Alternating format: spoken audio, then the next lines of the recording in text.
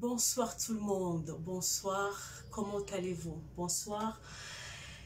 Si vous êtes là, faites-moi signe, partagez la vidéo, nous avons des grandes choses à dire ce soir. Partagez la vidéo dans vos groupes, pour vos amis, appelez vos amis, vos copines, vos frères et sœurs, appelez les autres. Ce soir, on a des choses très importantes dont nous allons parler ensemble.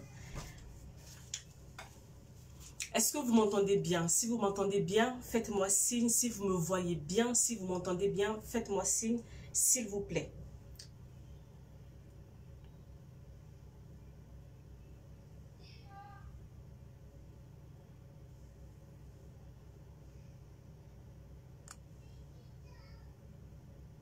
Est-ce que vous m'entendez? Si vous m'entendez, faites-moi signe. Écrivez quelque chose, envoyez les cœurs ou les j'aime, quelque chose comme ça pour savoir que vous êtes là, en fait, s'il vous plaît.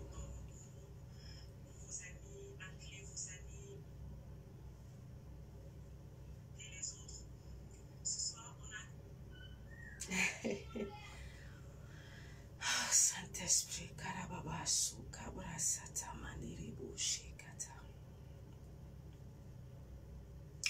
je vais partager la vidéo moi aussi et puis dans une minute, on va démarrer. Dans une minute, on va démarrer. Prévenez les autres, partagez la vidéo, partagez.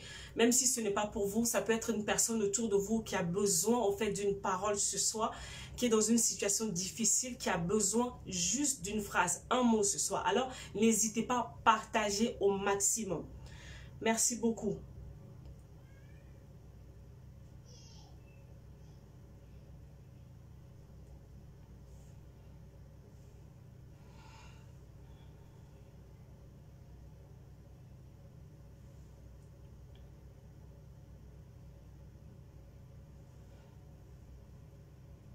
Je partage moi aussi et puis on va démarrer.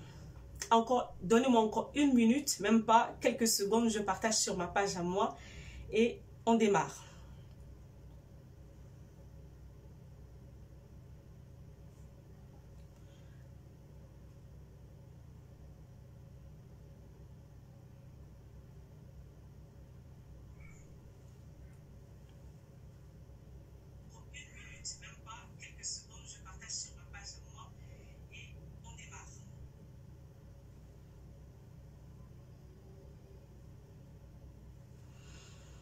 Allez, c'est parti. Bonsoir tout le monde. Comment allez-vous? Bonsoir Lily Joy. Je vois, il y a beaucoup de personnes en ligne.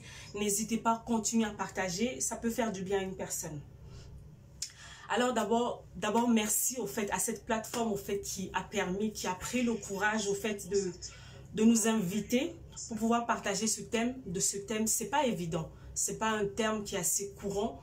Donc déjà, merci pour la plateforme qui a pris vraiment son courage à deux mains de nous donner l'opportunité au fait de parler de ce sujet pour une plus grande personne. Voilà. Donc je me présente, je m'appelle Noélie Panda. Je suis d'abord une fille de Dieu. Je suis épouse, mère de 3 enfants. Au-delà de ça, je suis auteure. Je suis conférencière et conseillère en relation d'aide. Et c'est dans ma casquette de conseiller en relation d'aide que je viens ce soir pour te parler, pour nous parler au fait. C'est quoi au fait une conseillère en relation d'aide? Il ne faut pas commencer à paniquer. Une conseillère en relation d'aide, c'est une personne au fait, que ce soit homme ou femme, qui a cette habilité à prendre la psychologie humaine et la parole de Dieu ensemble au fait pour pouvoir aider les personnes qui ont des problèmes émotionnel, psychologique au fait, à pouvoir passer à autre chose au fait. Et quand tout de suite, parce que je sais que souvent au fait, quand les gens ils entendent psychologie humaine, psychologie, tout ce qui commence par psy, les gens ils ont tout de suite peur des mots. Souvent je dis aux gens, surtout aux enfants de Dieu, parce que ce soir, je sais que je m'adresse aux enfants de Dieu, je dis souvent aux enfants de Dieu, n'ayez pas peur des mots en fait. Faut pas avoir peur des mots, ce ne sont que des mots. C'est quoi? Souvent quand les gens ils entendent psychologie humaine, les gens ils ont peur. C'est quoi la psychologie? La psychologie, c'est simplement l'étude scientifique des comportements humains. Donc, au fait, dans mon travail, je suis en mesure, je suis en capacité, rien que le fait de t'observer pendant un temps, de pouvoir savoir que tu as tel type de problème, au fait. C'est ça. Pour vous dire aussi au fait que vos comportements au fait au quotidien parlent sur vous, c'est ce que beaucoup ne savent pas au fait. Quand on vous observe, comment vous parlez, comment vous réagissez, comment vous vous habillez, comment vous mangez, le genre de personne que vous êtes au quotidien, ça dit énormément de choses sur vous. Et nous aurons le temps au fait de reparler de tout ça un peu plus en profondeur tout à l'heure. Donc, soyez bienvenus, la bienvenue. Continuez à partager la vidéo pour que ça atteigne le maximum de personnes. Et vu que nous sommes d'abord au fait dans un travail spirituel, même si je suis en train de parler de la psychologie et tout ça, c'est d'abord un travail spirituel. Donc j'aimerais que vous m'accordez au fait 1 minute, le temps de prier, de remettre ce moment entre les mains du Seigneur, que le Saint-Esprit prenne le contrôle de tout, parce que mon travail au fait n'est pas de vous convaincre. Mon travail est de poser les faits, et le travail du Saint-Esprit c'est de vous convaincre. Alors, on va l'appeler. Seigneur, merci pour ce moment, merci pour ce temps, Seigneur, que tu permets. Tu m'as dit, va, et dis-leur, Seigneur, ce que tu as fait. Alors, c'est toi que je viens appeler en ce moment, que je disparais, Seigneur, que je me tais, que tu puisses prendre, Seigneur, toute la place, Seigneur. Merci pour une vie, merci pour un cœur qui sera touché. Merci, Seigneur, pour une personne qui aura une prise de conscience, un déclic ce soir, Seigneur, dans sa vie. Papa, tu as dit que tu es venu, Seigneur, pour guérir, Seigneur, les cœurs brisés. Alors, ce soir, nous voulons parler, Seigneur, de cette partie de ta parole, Seigneur, afin que tes enfants, Seigneur, puissent prendre conscience et pouvoir, Seigneur, prendre leur vie en main afin de pouvoir vraiment jouir, Seigneur, de la liberté, Seigneur, que tu as prévue pour leur vie. Le contrôle de toutes choses, j'ai ainsi prié au nom de Jésus. Amen. Alors, maintenant, nous rentrons dans le vif du sujet. Vidéo audio, ok, parfait. Je suis en train de voir les commentaires de l'autre côté. Parfait, merci beaucoup. Continuez à partager, hein. Continuez à partager, n'hésitez pas. Voilà. Donc, quand on parle de blessures intérieures, au fait, on parle de quoi? J'ai pris des notes. Les blessures intérieures, c'est quoi? C'est tout acte, tout événement, toute forme de parole, au fait, qui vous a affecté, au fait, de l'intérieur. Quand on parle des blessures intérieures, on ne parle pas de quelque chose de visible, au fait, sur vous, non. On parle de ce genre de choses qui se passent à l'intérieur de vous qu'on ne voit pas. C'est pour ça, souvent, au fait, vous allez voir une personne dans la vie de tous les jours. La personne est normale, la personne a l'air clean. Mais au fond, au fait, c'est le gouffre. C'est le désastre, c'est le chaos. Et ce soir particulièrement, moi, quand je viens ce soir te parler des blessures intérieures, je ne suis pas en train de te parler, au fait, des choses que tu as vécues aujourd'hui ou hier, non. Je suis là pour te parler, au fait, de ton passé. C'est-à-dire que toutes ces choses que tu as vécues depuis ton enfance jusqu'à maintenant, ou ces choses que tu as vécues depuis ton enfance jusqu'à ce que tu aies donné ta vie au Seigneur, au fait, c'est de ça, au fait. Moi, c'est mon morceau à moi. La capacité de rentrer dans ta vie depuis ta jeunesse, depuis ta naissance. Parce que d'autres problèmes, même d'autres personnes, leurs problèmes ont commencé même maternelle. Donc ce soir, quand je te parle de blessures intérieures, je suis en train de repartir à la jeunesse de ton histoire. Parce que quoi?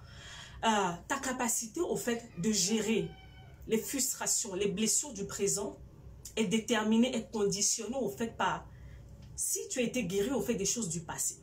Parce que ta vie, c'est comme une maison. Et dans une maison, vous savez qu'il y a des fondations en fait. Si la fondation, elle n'est pas solide, tôt ou tard, au fait, il suffit juste d'un coup, un vent, une tempête et la maison s'écroule. Alors que si cette maison, au fait, elle est enracinée, sa base, sa fondation, elle est solide, le vent peut passer, plein de choses peuvent passer, mais ça ne bouge pas. Alors ce soir, je ne suis pas vraiment venue te parler de ton présent. Non, je suis venue te parler au fait de toutes ces choses, au fait que tu as naissance. Et que même le fait que tu t'es converti depuis, tu es devenu enfant de Dieu. Toutes ces choses sont là, au fait. Ce soir, on va en parler, on va voir, au fait, qu'est-ce qu'on en fait, au fait. Donc, c'est vraiment important. Parce qu'un âme, une personne, donc le cœur est malade, au fait, c'est une personne qui est paralysée. Vous savez, souvent, au fait, la dernière fois, j'ai aimé beaucoup les modérateurs, au fait, pas les modérateurs, les administrateurs de la page. La dernière fois, ils ont posé, au fait, une question sur la page que j'ai beaucoup aimée. Ils ont posé la question si une personne, au fait, qui a donné sa vie au Seigneur, est-ce que cette personne, au fait, on peut dire, au fait, que la personne traîne encore des blessures intérieures? Est-ce que... Et j'ai vu beaucoup de questions, j'ai vu beaucoup de réponses, au fait, défiler, j'ai regardé. À un moment donné, je suis tombée sur une réponse qui a toujours, c'est toujours le même piège, au fait, dans mon travail que je rencontre tous les jours. La plupart du temps, les gens, Ils sortent au fait des versets bibliques. Vous savez, je suis d'abord un enfant de Dieu. La relation d'aide que moi je fais, parce qu'il existe plusieurs types de relations d'aide. Celle que moi je fais, en fait, elle est biblique. Donc, ma base, la plupart du temps, c'est la parole de Dieu.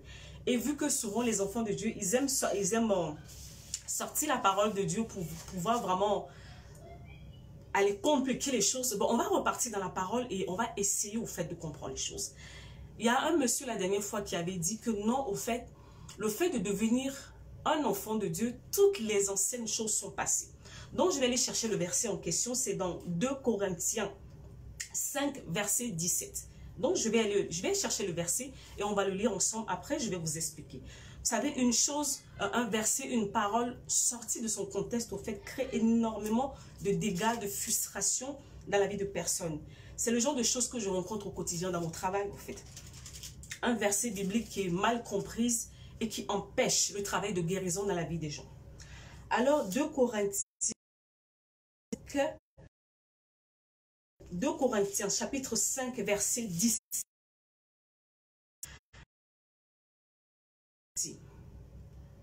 Dès que quelqu'un est uni au Christ, il est un être nouveau. Ce qui est ancien a disparu et ce qui est nouveau est là. C'est ce que la parole de Dieu dit. Je suis d'accord tout à fait. Bonsoir tout le monde, bonsoir aux personnes qui arrivent, bonsoir à vous tous. Je suis d'accord avec le verset. Le verset ne ment pas. Ça, c'est le premier verset. On va repartir dans un autre verset, dans Ésaïe 43. Important de repartir dans la parole de Dieu. On doit poser les bases, au fait. Avant d'aller plus loin, il faut qu'on pose les bases maintenant. Ésaïe 43. Ésaïe 43 dit ceci. Ésaïe 43, verset 18. Ne pensez plus aux événements, non, ne pensez plus au passé. Ne vous préoccupez plus de ce qui est derrière vous. Voilà. Voilà souvent les deux versets, les deux paroles au fait que une majorité, une partie au fait des enfants de Dieu prennent au fait pour dire aux gens que non, quand tu es devenu enfant de Dieu, le jour au fait que tu as donné ta vie au Seigneur, ton passé n'existe plus, tu ne peux plus être blessé parce que tu es une nouvelle personne et tout ça, tout ça, ça. Ok, je suis d'accord. Mais il faut comprendre ceci. Parce que quand on parle de blessures intérieures, au fait, la plupart du temps, les gens ne se posent pas la question, au fait, on parle de quelle partie de ma vie? Parce que en tant qu'humain, tu es un être à 3 dimensions. Tu as le corps physique, celle que je vois, celle qui est là, ton enveloppe physique. Tu as ton esprit, la partie divine en toi. Donc, c'est-à-dire le souffle que Dieu a inspiré en toi pour que tu deviennes, au fait, cette personne que tu es. Et puis, il y a la 3e partie de toi. C'est ton âme, au fait. Et c'est de cette partie de toi dont je suis venue te parler ce soir. Quand on parle des blessures intérieures, en fait, on ne parle pas de ton esprit. On ne parle pas d'abord de ton corps. On parle de ton âme, en fait. Et l'âme, c'est quoi?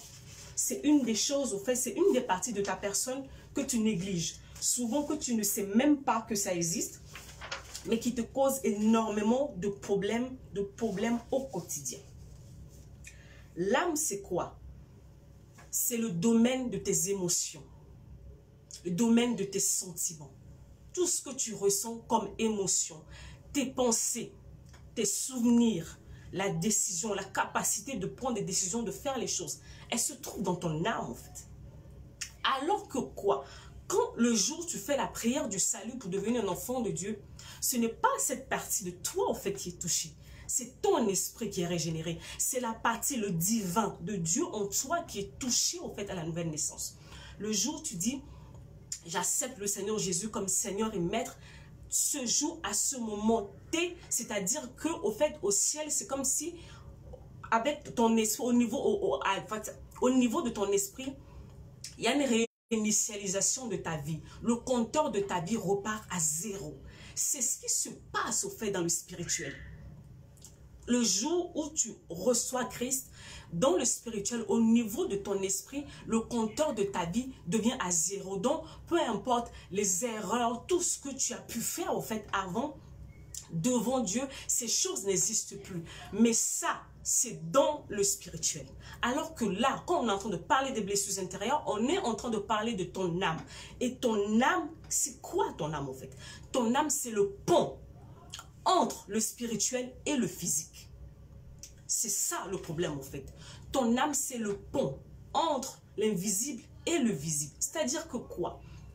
Quand Dieu te dit que non, le jour où tu t'es converti, la parole de Dieu te dit que non, tu es affranchi, tu es libre. Tu es une nouvelle créature, au fait. Dans le ciel, c'est déjà acté. Mais ça, il va falloir que ça transite par ton âme pour pouvoir arriver dans le physique, pour que cela se répercute, au fait, dans ta vie au quotidien. Et c'est là où beaucoup de personnes ont des problèmes. Qu'est-ce qui se passe? Dieu parle dans le spirituel.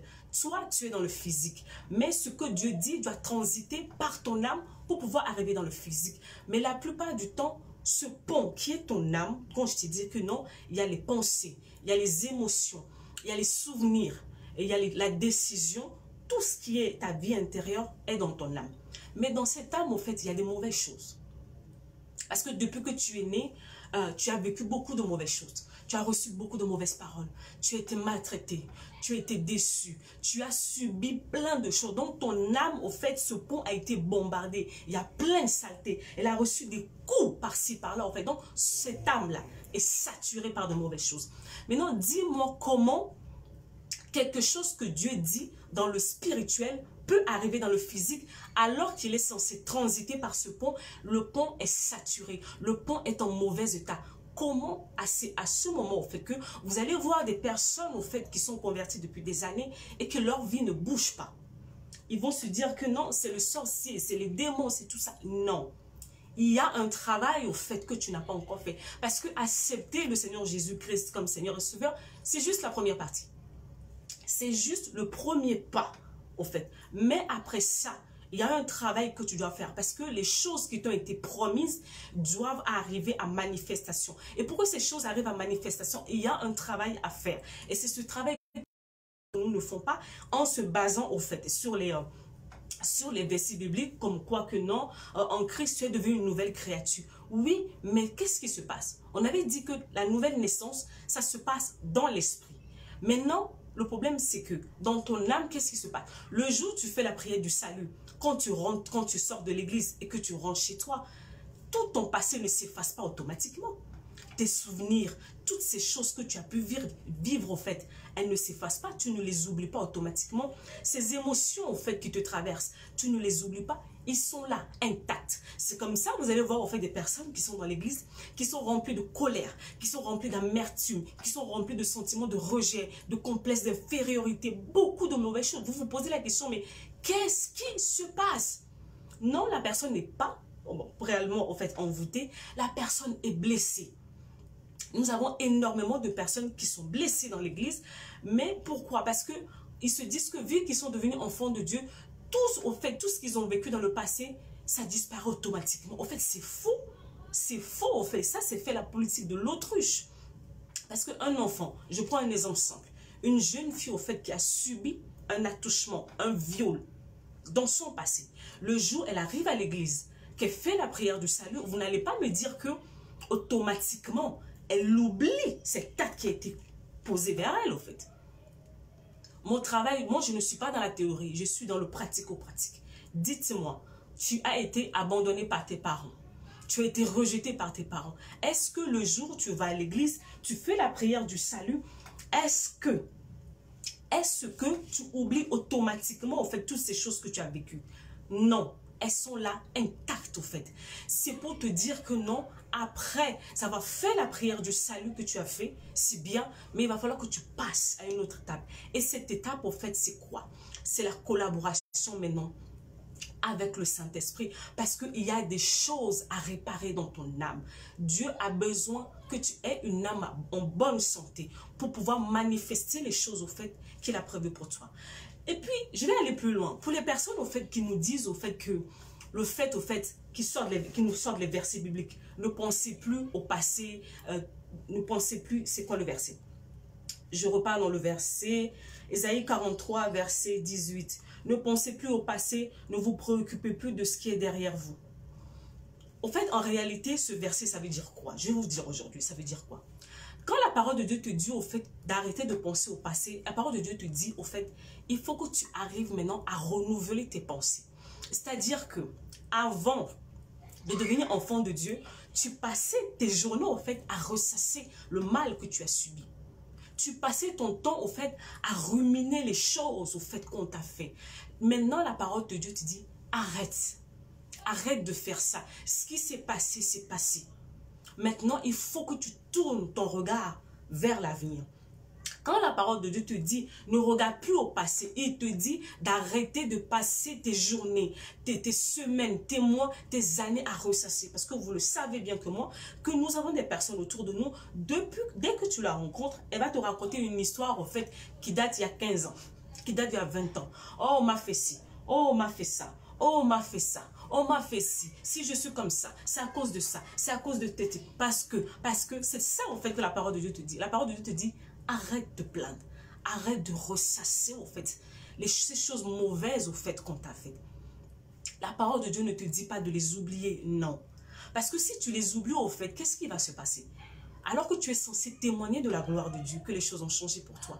Tu ne peux pas témoigner d'une chose que tu as oubliée au fait.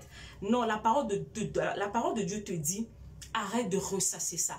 Donne-moi ce poids-là pour que je puisse, au fait, nettoyer ton cœur. Pour que ce poids, cette chose que tu considérais comme un poids, devienne une force pour toi, devienne un élément moteur pour toi, pour ta nouvelle vie. Il va falloir, au fait, que tu arrêtes de regarder le derrière pour te fixer, te focaliser vers l'avenir parce que les projets que j'ai pour toi, c'est des projets de paix et non de malheur. Et tant que tu t'accroches au fait aux choses qui sont passées, tu ne peux pas avancer devant.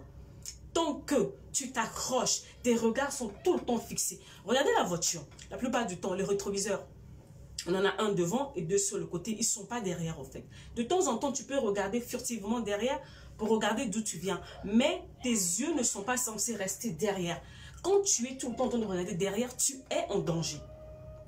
Dieu t'a fait les yeux devant pour que tes regards soient fixés vers le devant parce que le meilleur qu'il a prévu pour toi est là-bas. Mais ce meilleur, au fait, qui doit arriver, doit transiter par ton âme. Alors, ce soir, je te pose la question, ton âme, au fait, quand je parle de ton âme, je te l'ai dit au début, je suis en train de parler de tes émotions. Je parle, au fait, de tes pensées. Je parle de tes souvenirs. Je parle, au fait, de ta capacité de décision au quotidien. Ils sont dans quel état, au fait? Parce qu'on doit se l'avouer. Vous savez, souvent, nous, les enfants de Dieu, les chrétiens, nous sommes vraiment dans le paraître. Hein. Alléluia, amen, tout va bien, Jésus est Seigneur. On aime vraiment le politiquement correct. Mais au fait, derrière les murs, quand les portes sont fermées, quand on se retrouve seul, les gens s'effondrent.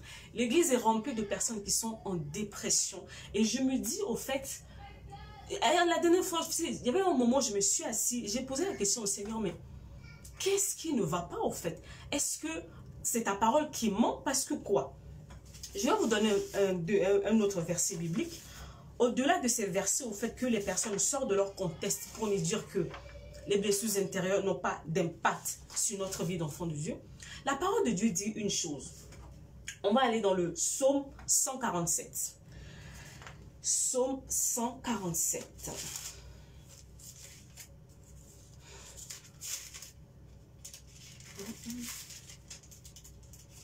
Psaume 147, verset 3. Il guérit ceux qui ont le cœur brisé, il pense leurs blessures. C'est pas moi qui le dis, c'est la parole de Dieu qui le dit. C'est la parole de Dieu qui le dit. Il pense, il guérit ceux qui ont le cœur brisé, il pense leurs blessures. Donc, au fait, comment, au fait, la parole de Dieu peut nous dire que Dieu guérit les cœurs brisés, il pense ceux qui ont le cœur en 1000 morceaux.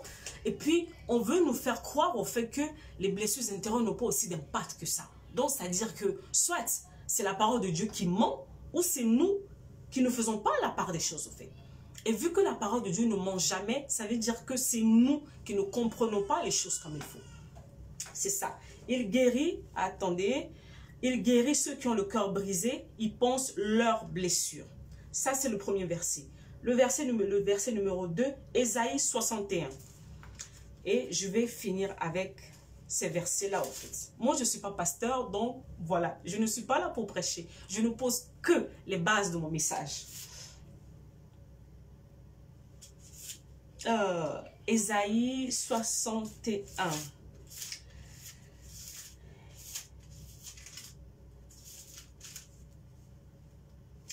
Ésaïe 61, verset 1.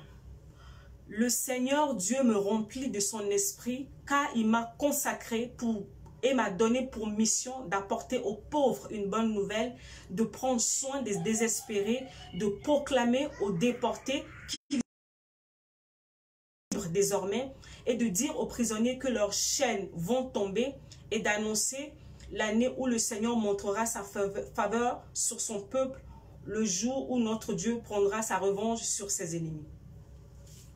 Pourquoi le Dieu, en même temps, on nous dit que les choses que nous avons vécues dans le passé n'ont pas d'impact et que Dieu, dans sa parole, choisit de nous laisser encore ce genre de versets? Souvent, on se rend compte au fait que c'est nous qui comprenons mal les choses. Dans le packaging du salut, les gens ils pensent souvent que le salut, ça s'arrête à le fait de dire « Seigneur Jésus, je te reçois dans ma vie. » Non, ça ne s'arrête pas là au fait. C'est juste la porte d'entrée. Parce que quoi? La parole de Dieu dit ceci. Je connais les projets que j'ai formés pour toi. Des projets de paix et non de malheur. Mais depuis que tu es né, tu as eu à traverser beaucoup de choses compliquées. Beaucoup de choses compliquées. Et maintenant, pour pouvoir accéder à cet héritage au fait qui était prévu pour toi, il va falloir que le Seigneur te nettoie. Et ce nettoyage au fait passe au fait par la guérison interne. Et c'est pour ça que nous sommes là ce soir au fait pour parler des blessures intérieures. Donc là, depuis, je ne faisais que poser au fait les bases. Je ne suis même pas encore rentrée dans mon message. Donc, dans le projet de Dieu pour ta vie, il pense au fait à guérir ton cœur, à réparer ton cœur. Parce qu'il sait qu'un cœur malade, tu ne peux pas... Parce que la blessure intérieure, elle touche au fait ton âme. Elle touche ton esprit. C'est-à-dire qu'elle affecte ta relation avec le Seigneur. On va en parler un peu plus tard, tu vas comprendre. Et puis surtout, elle agit sur ton corps. Est-ce que vous savez souvent, au fait, nous avons des maladies qui existent. La personne est malade, la personne va à l'hôpital, on fait des analyses, on fait tout, on ne voit rien. Souvent, au fait, on va dire non, c'est une maladie mystique, des choses comme ça. Non. Les médecins disent ceci. 80% des maladies sont d'abord d'origine émotionnelle. 80% des maladies, c'est pas moi qui le dis, c'est les médecins qui le disent. 80% des maladies sont d'ordre émotionnel. Donc, c'est-à-dire que c'est le genre de maladie que, même si la personne prend des médicaments, la personne ne va pas être guérie parce que la source de son problème, au fait, ce sont ses émotions qui sont malades. C'est l'histoire d'une dame, au fait, qui avait du mal à concevoir. Elle avait du mal à concevoir. Elle était dans le mariage depuis des années. Elle avait du mal à concevoir. On avait prié pour elle. On a fait des retraites. On a fait des jeûnes. On a tout fait. On a tout fait. Rien n'a bougé. À un moment donné, au fait, l'homme de Dieu, au fait, avait reçu au fait, une instruction du Saint-Esprit qui lui a dit, « Madame, vous devez pardonner. » Et quand elle a entendu le mot pardonner, elle a sursauté. Excusez-moi. Elle a sursauté. Elle est partie dans tous les sens. Pourquoi, en fait, elle a fait ça? Elle s'est rendue compte au fait que depuis des années, au fait, elle était en grief avec sa petite soeur.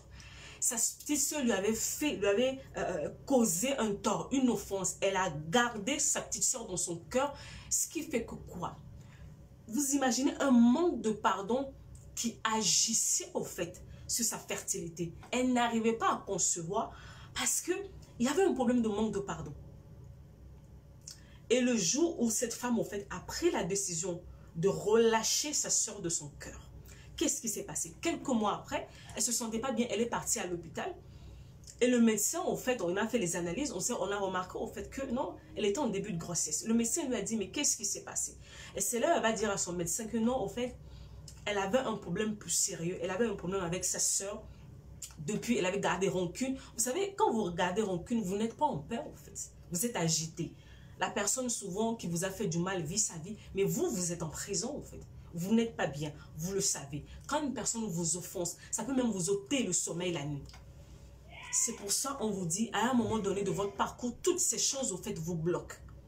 Par moment, vous attaquez les sorciers. Par moment, vous attaquez les liens, vous attaquez beaucoup de choses. Mais ce sont ces petites choses, en fait, souvent qui viennent de votre histoire, de votre parcours, des choses que vous avez vécues. Nous avons des enfants de Dieu qui sont dans l'église, qui se disent, tu peux leur parler de tout. Mais quand tu vas arriver au niveau du pardon, il va te dire, jamais, je ne peux pas pardonner. Mais comment, en fait, tu veux aller mieux, en fait? Comment tu veux aller mieux si tu regardes, quand tu vas garder toutes ces choses dans ton cœur? Mais ça, on va en reparler plus tard. Parce que quand on parle des blessures intérieures et quand on parle de la guérison intérieure, il n'y a pas que le pardon. Le pardon fait partie du processus, mais il n'y a pas que le pardon. Maintenant, je vais rentrer. Là, au fait, c'était l'enfant de Dieu, au fait, qui a parlé. Maintenant, ma casquette de conseiller en relation d'aide arrive. Est-ce que vous savez que quand on parle des blessures intérieures, il existe 5 grandes familles de blessures. 5 grandes familles de blessures. C'est comme ça, en fait, qu'on travaille parce que quand vous êtes devant une personne, la plupart du temps, on voit des personnes qui se disent « Noélie, je prie pour aller mieux. Noélie, je veux guérir. Noélie, je veux guérir. » Mais au fait, vous n'arrivez même pas à identifier d'abord c'est quoi votre problème. Vous ne pouvez pas, en fait, lutter. Vous ne pouvez pas régler une chose que vous n'avez pas identifiée. Alors, ce soir, mon travail, c'est cela, en fait, c'est pouvoir t'aider à mettre les noms, les mots sur ces choses qui te rongent au quotidien. Nous avons 5 grandes familles de blessures intérieures. Nous avons le rejet. Le rejet, ça c'est l'une des blessures que beaucoup d'entre nous, vous connaissez. Le rejet, les personnes qui ont été rejetées dans la famille, dans la société, dans l'église, bref, partout, le rejet qui est là. Après, on a l'abandon. Après, on a la trahison, l'humiliation et l'injustice. Ça, c'est la grande famille des blessures intérieures. Chacun des personnes au fait, qui ont été blessées une fois de leur vie, au fait, se situe quelque part. Il y a d'autres personnes qui peuvent se retrouver dans une blessure. Il y en a d'autres qui peuvent se retrouver dans les 4. Ça dépend, ou même dans les 5 blessures. Mais il y en a toujours un qui est dominant. Il faut savoir que peu importe au fait la blessure au fait à laquelle au fait que tu as subi, elle laisse au fait des traces sur toi. Peu importe la blessure que tu as subie, elle laisse des cicatrices sur toi. Qu'est-ce que la blessure fait? La blessure, au fait, tellement tu as mal que la blessure te fait porter des masques. C'est pour ça, c'est comme ça, en fait, quand vous allez voir une personne, au fait, qui connaît le rejet, une personne qui a subi le rejet dans sa vie, qu'est-ce qui va se passer? Vous allez voir que c'est une personne qui n'aime pas s'attacher aux autres. La personne n'aime pas s'attacher aux autres et la personne, au fait, par moment, peut se rejeter lui-même. Et souvent, ce genre de personnes qui se rejettent eux-mêmes, ce sont les personnes qui sont plus prédisposées, au fait, à la dépression, au suicide. Une chose, au fait, dont nous n'aimons pas parler dans notre communauté, mais qui est là, beaucoup de personnes sont dépressives. Beaucoup de personnes, je ne sais pas le nombre de jeunes que je rencontre, au fait, tout le temps, au fait, qui ont déjà fait des tentatives de suicide. Il y a des types de choses, des situations que tu as vécues dans ton passé qui causent la blessure de rejet en toi, te prédisposent déjà, au fait, à la dépression ou à cette facilité, au fait, de penser, de faire des tentatives de suicide. Tu dois le savoir. C'est ça mon travail à moi. C'est mon travail, c'est de savoir que non, toi tu as connu cela, ça peut engendrer telle chose dans ta vie. Mon travail, c'est du pratico-pratique. Maintenant, ça c'était la blessure au fait du rejet. La personne rejette les autres. Ce sont les personnes qui au fait, même être amie ou être en relation amoureuse avec eux, la personne n'aime pas. Parce que la personne se dit, je préfère rester seule que de me faire la blessure, le souvenir au fait, les pensées du rejet qu'elle a vécu toute sa vie est toujours en elle au fait. Donc, ça va la conditionner au quotidien. Ça va la conditionner au quotidien dans ses faits et gestes. Maintenant, pour revenir à la blessure maintenant de l'abandon. Ça, c'est la deuxième blessure.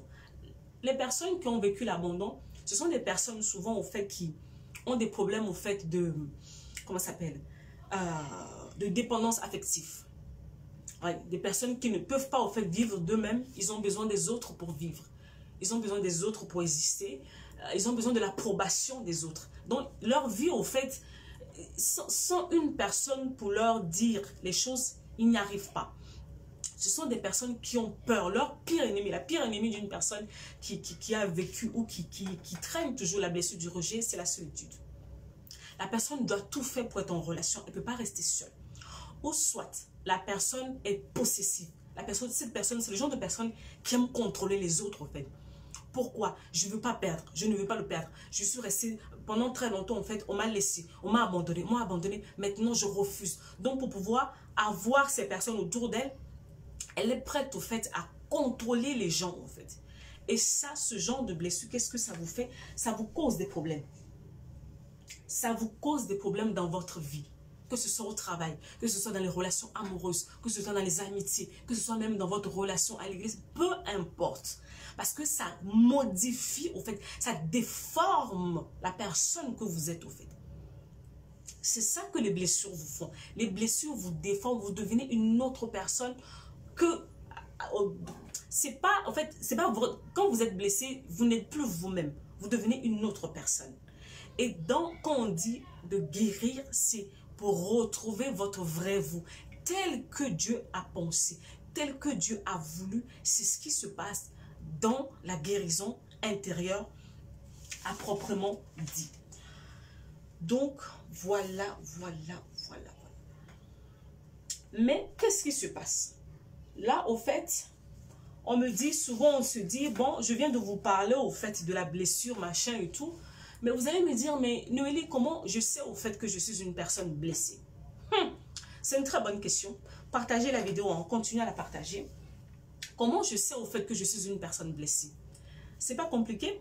Au début de la vidéo, au fait, je t'ai dit, il suffit juste de regarder au fait tes comportements au quotidien.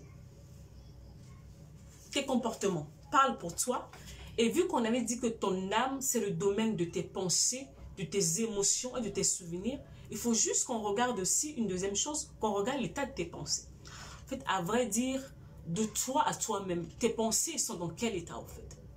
Vous savez, nous avons beaucoup d'enfants de Dieu, ils sont à l'église et ils disent beaucoup de slogans. Hein. Je suis la tête et non la queue. Je vais avancer, je vais briller, je vais faire ceci, je vais faire cela. Mais souvent, en fait, la personne n'y pense, la personne ne croit même pas, en fait. La personne n'y croit pas. C'est juste dans sa bouche parce que c'est l'effet de groupe, parce que voilà.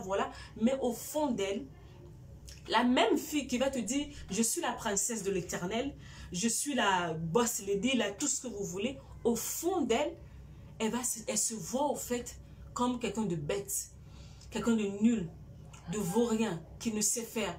Elle s'identifie à ce qu'on avait dit d'elle, au fait, dans son passé.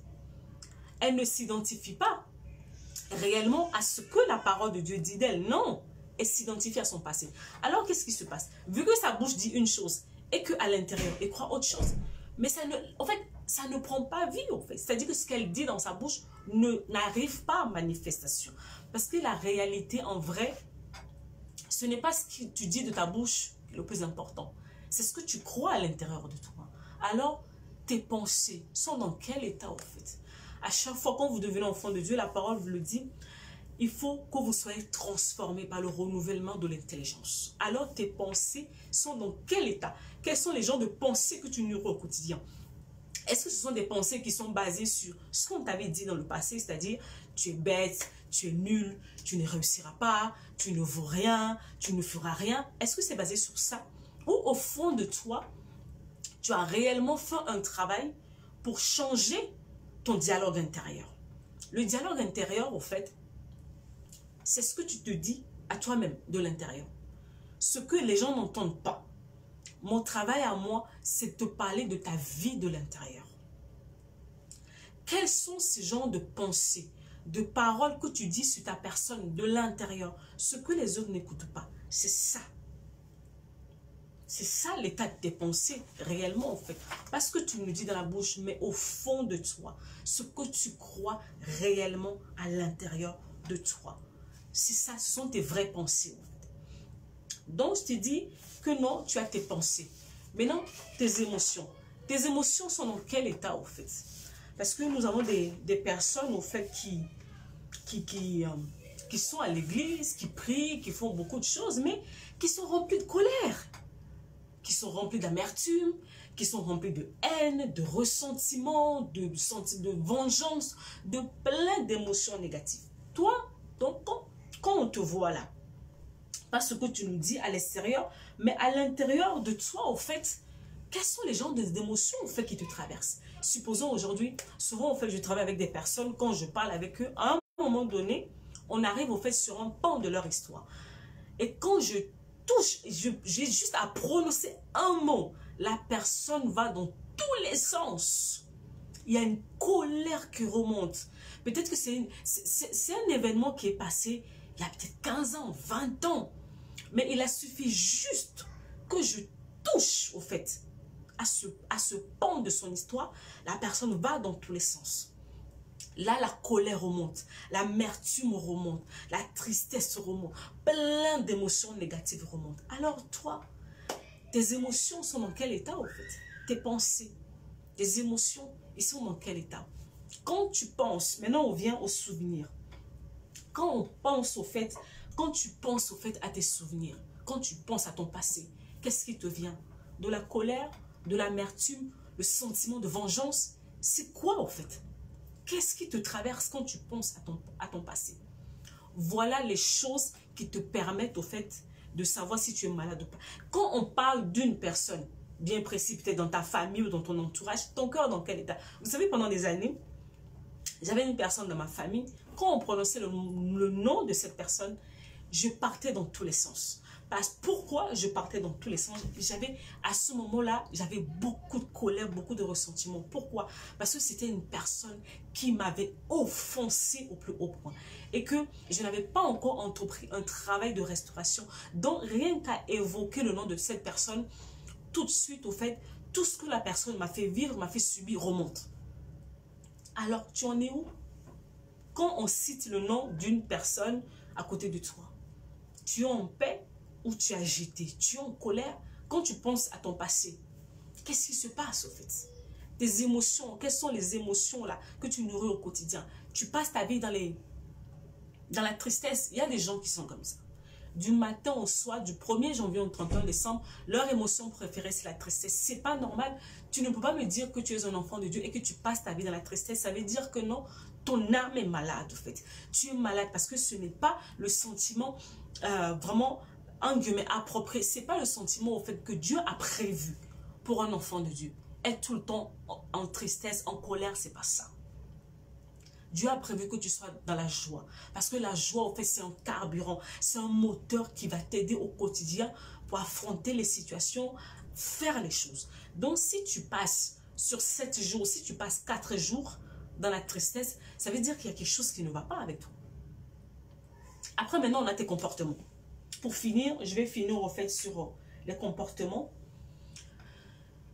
Tes comportements, tu es quel genre de personne au quotidien? Vous savez, autour de nous, que ce soit dans l'église ou dans la société, il y a des personnes, quand la personne ouvre sa bouche pour parler, vous avez l'impression que la personne a du venin dans la bouche. Donc, la personne te dit une parole, tu te dis, waouh!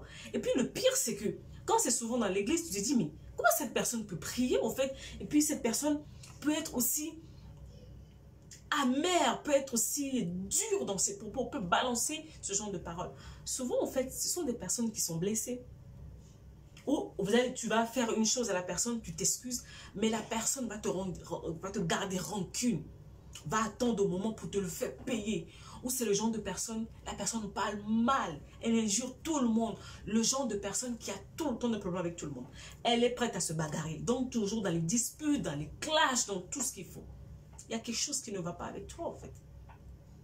Il y a quelque chose qui ne va pas avec toi. Il y a un truc qui fait qu'à l'intérieur de toi, tu n'es pas en paix. Et souvent, qu'est-ce qui se passe? Les personnes, au fait, qui ne sont pas en paix avec eux-mêmes, ils ont tendance, au fait, à le déverser sur les autres.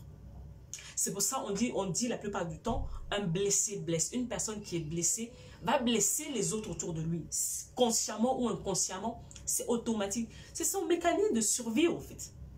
Parce que la personne est remplie de mauvaises choses. Elle va déverser de mauvaises choses. C'est pour ça que tu perds tes amis, tu perds les connexions divines, tu perds le travail facilement, tu perds même tes relations amoureuses, cet homme, cette femme que Dieu a prévu pour toi, tellement tu es rempli de mauvaises choses et que tu gères mal tes relations. Après, tu vas dire non, que c'est le diable qui te combat, c'est faux. Tu es blessé, tu blesses les autres et les autres te fuient en fait. Donc, il va falloir que tu te soignes. Il va falloir que tu te soignes, que ton âme devienne en bonne santé. Parce que c'est ça le plan. Le plan de Dieu pour toi, c'est que tu sois vraiment, vraiment, vraiment guéri. Pour pouvoir gérer ta vie, pour pouvoir gérer les relations, pour pouvoir gérer les choses qu'il te donne. Quand tu es blessé, tu es handicapé. handicapé quelque part. Mais qu'est-ce qui se passe? Là, on vient de parler au fait des mécanismes que tu mets en place pour pouvoir vraiment pour qu'on puisse savoir que tu es blessé ou pas. Maintenant, la deuxième partie, c'est qu'on a des mécanismes de protection. La personne, il y a des personnes qui savent qu'ils sont blessés. Et il y a d'autres qui ne le savent pas.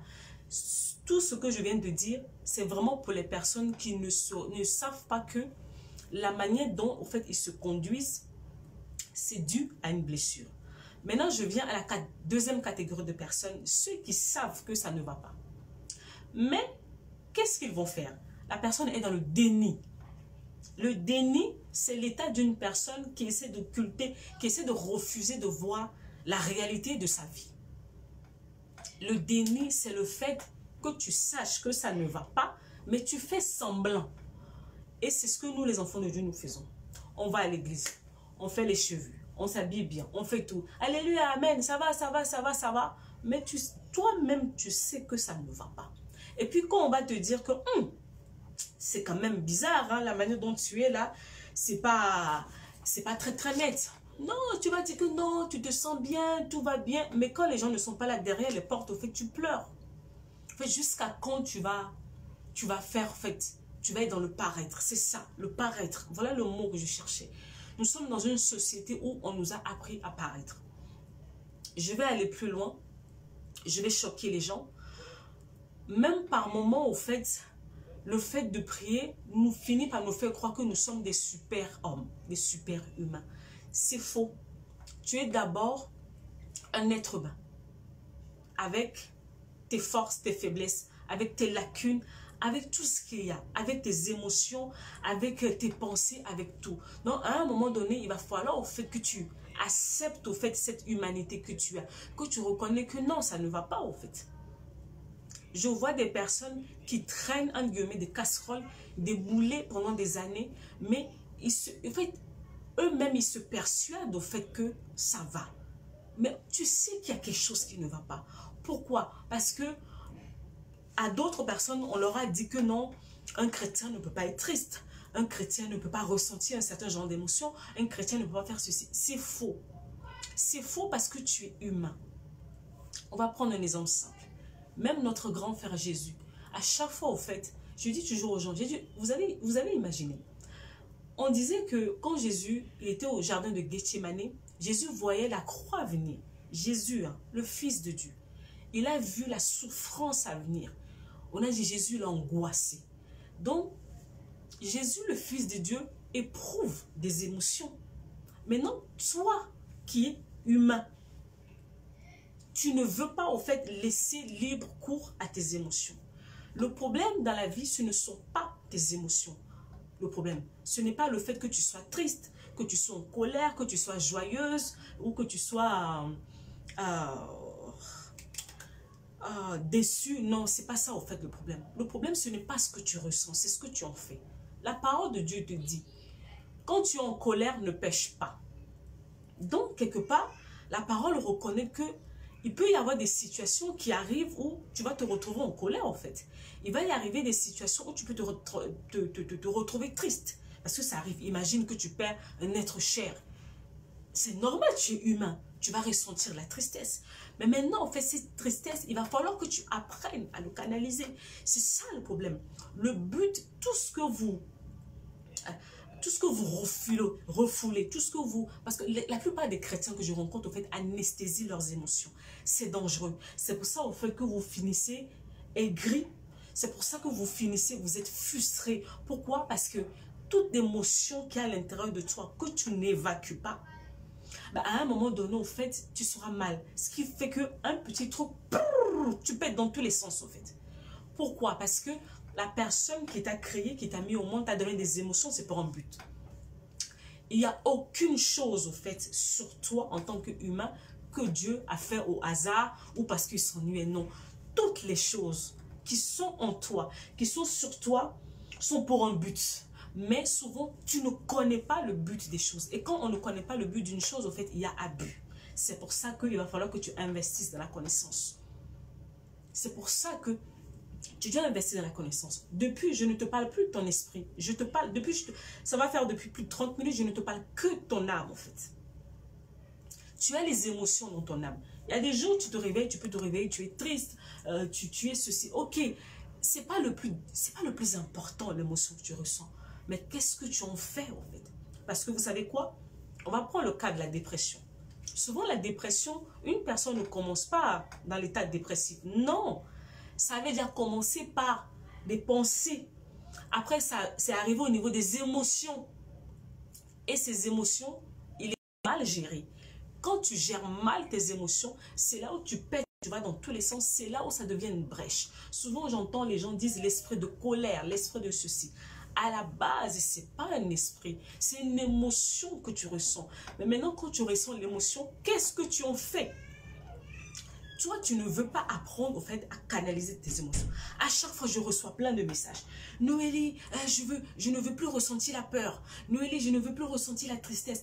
Noélie, je ne veux plus ressentir la colère. J'ai dit, mais les émotions là, Dieu te les a données pour un but. Ils ont leur but dans ta vie, au fait. Les émotions, c'est une alarme interne que Dieu te donne, en fait, par rapport à une situation extérieure qui t'a dérangé.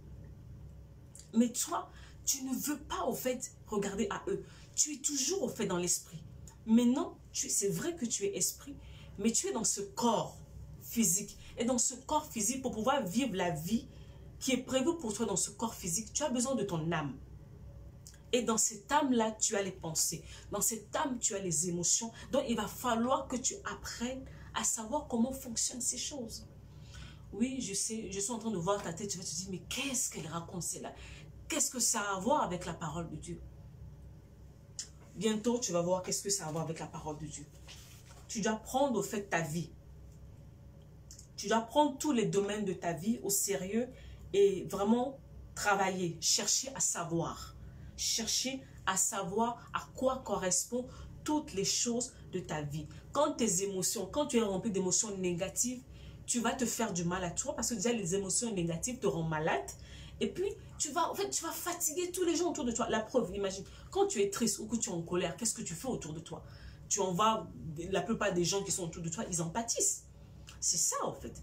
Donc, en fait, au lieu d'essayer d'étouffer cette émotion qui va exploser tôt ou tard, parce que c'est ça, en fait, ce que vous ne savez pas. Quand vous refluez les choses, quand vous occultez, quand vous anesthésiez les choses, tôt ou tard, en fait, ils remontent. Et quand ça remonte, ça fait des dégâts. Des dégâts. Parce que vous ne les utilisez pas à bon escient, en fait. Vous n'utilisez pas la méthodologie qu'il faut. Important.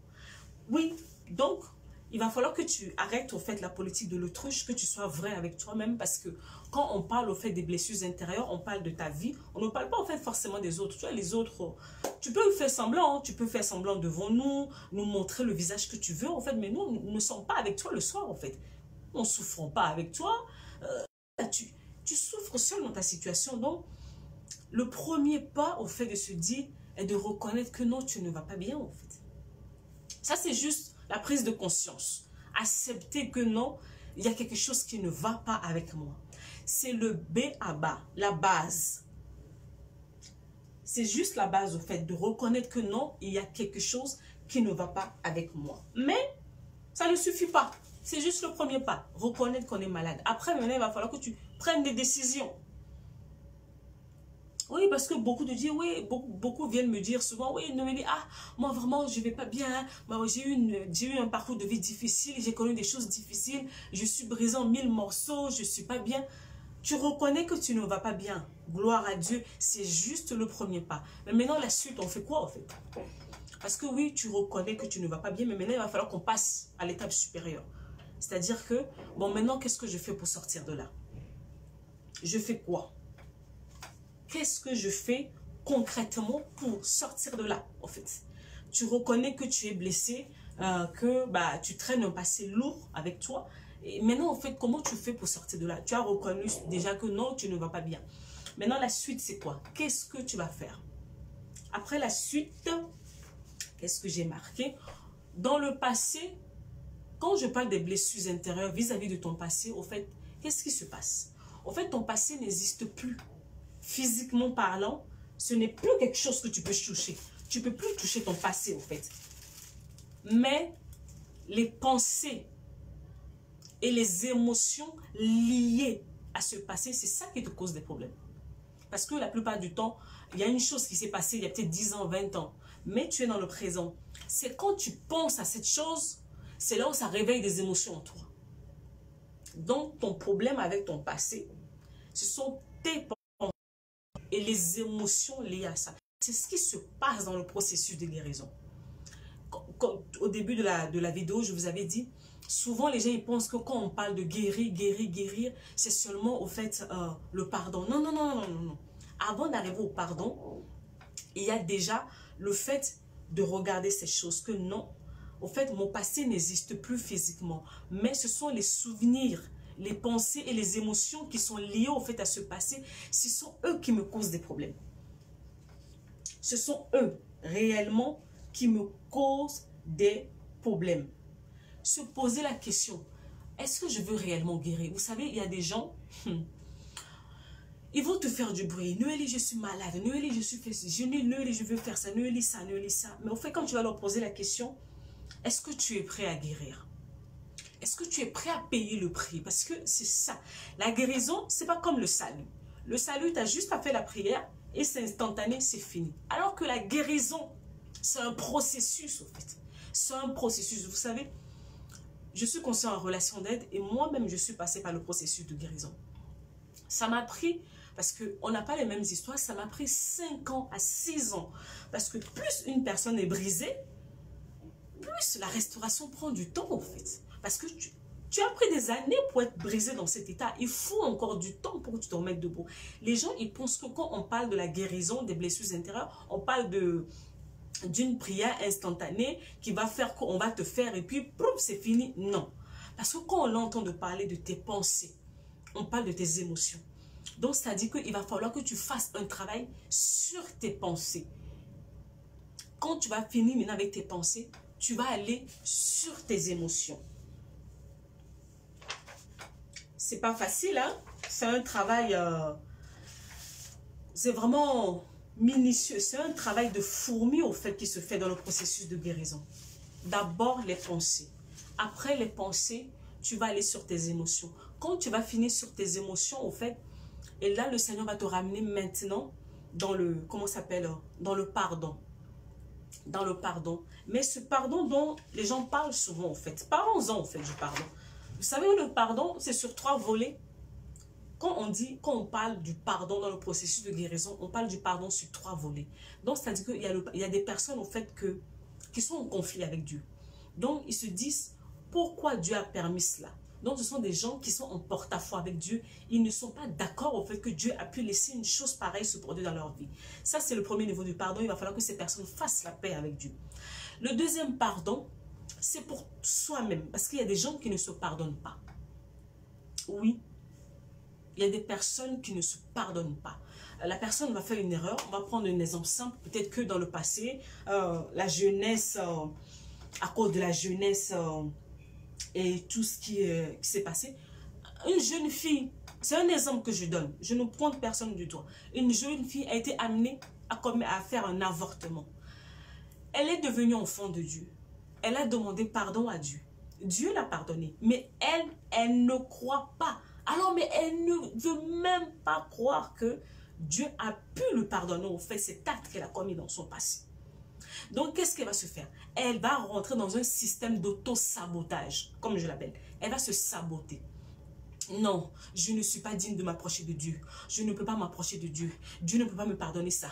Je suis une mauvaise personne. Je suis une mauvaise fille. Je ne peux pas. Je ne peux pas. À chaque fois. Et au fait, cette erreur qu'elle a commise devient un fardeau. Et qu'est-ce qui se passe? C'est là où l'ennemi maintenant rentre et la maintient dans la prison de la culpabilité.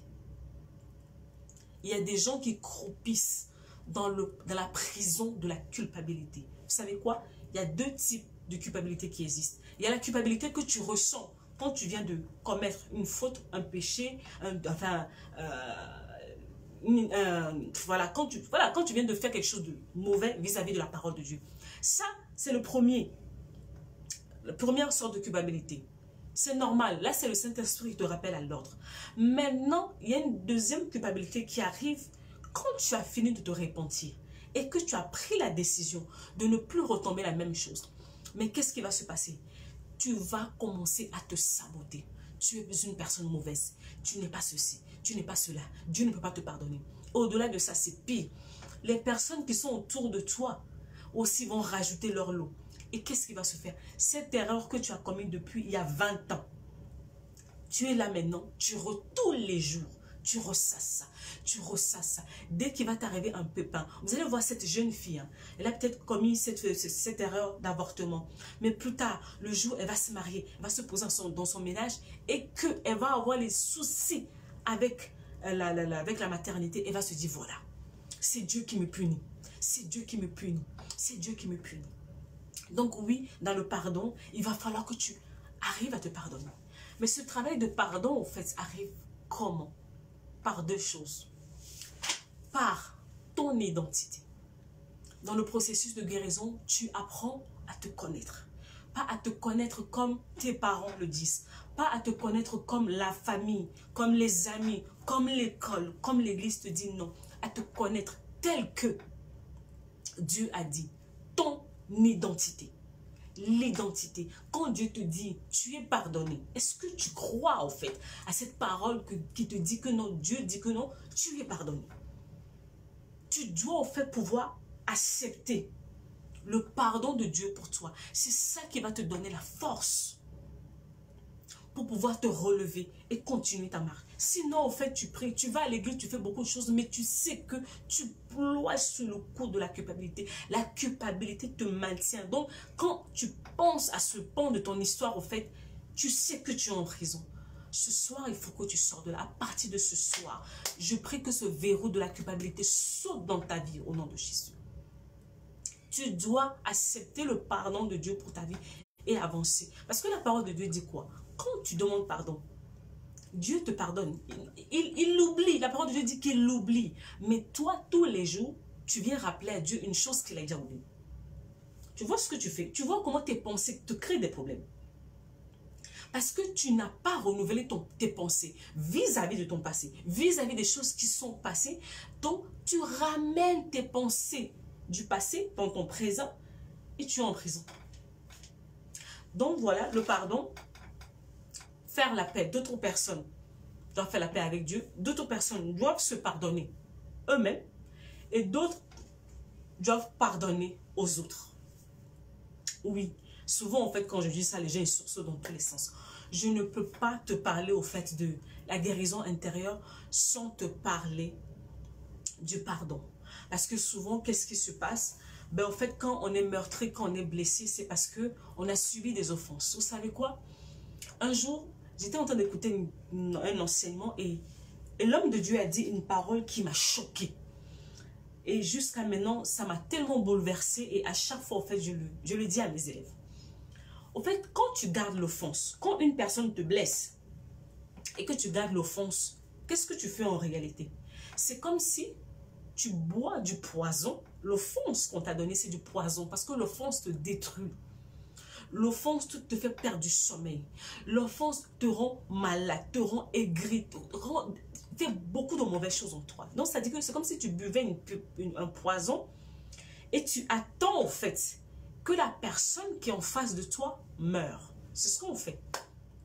On pense que plus je vais garder la personne dans mon cœur, et plus, au fait, la personne là-bas va être bien. Non, c'est faux. Tu ne peux pas te faire du mal et espérer, au fait, que la personne qui t'a fait du tort, parce que souvent, au fait, les gens qui nous heurtent, qui nous blessent, souvent, ils font leur vie, hein. Ils oublient même, au fait, que ils t'ont fait du mal, au fait. Donc, à un moment donné, il va falloir que tu lâches prise. Ouais. C'est pas qu'il y a des moments où tu dois lâcher prise au faire sur cette offense. Tu dois lâcher prise. Peu importe, au fait, la personne qui t'a offensé, l'Esprit de Dieu en toi te rend capable, en fait. C'est le genre de travail que je fais, justement, que j'accompagne les personnes, en fait, à en arriver à ce niveau-là. L'Esprit en toi te rend capable.